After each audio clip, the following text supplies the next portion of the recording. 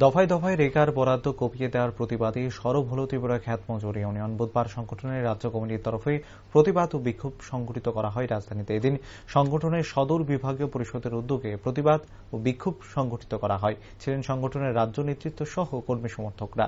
এদিনের কর্মসূচি সম্পর্কে সংবাদ মাধ্যমকে অবগত করেন সংগঠনের রাজ্য নেতৃত্ব। জানান, কেন্দ্রীয় সরকার জনস্বার্থ কাজ করার আছিলায় জনবিরোধী কাজের ঢালি সাজিয়ে বসেছে, যার মধ্যে উল্লেখযোগ্য হল রেগায় ক্রমাগত বরাদ্দ কমিয়ে দেওয়া। একই সঙ্গে শ্রমিকদের নানাভাবে হয়রানি করার অভিযোগও করা হয় সংগঠনের তরফে, যার প্রতিবাদে এদিন বিক্ষোভ কর্মসূচিতে সামিল হয় সংগঠন।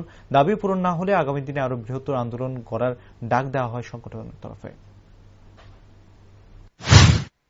ভারত কৃষি শ্রমিক ইউনিয়ন আজ ভারতবর্ষের বিভিন্ন রাজ্যে বিভিন্ন জেলাগুলিতে কেন্দ্রীয় সরকারের এই যে প্রতি বছর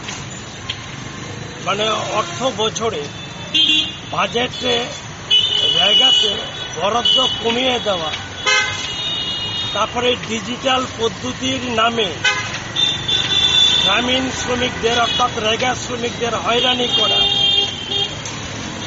এর প্রতিবাদে এবং রেগাতে বছরে 200 দিনের শ্রমদিবস সৃষ্টি করা, দৈনিক মজুরি 600 টাকা করা, এই দাবিতে আজ আন্দোলন সংগঠিত হচ্ছে। আমাদের রাজ্যেও বিভিন্ন বিভাগগুলোতে, বিভিন্ন মহকুমাগুলিতে এই সর্বভারতীয় কর্মসূচিকে সফল করবার জন্য কোথাও মিছিল, কোথাও সমাবেশ সংগঠিত হচ্ছে।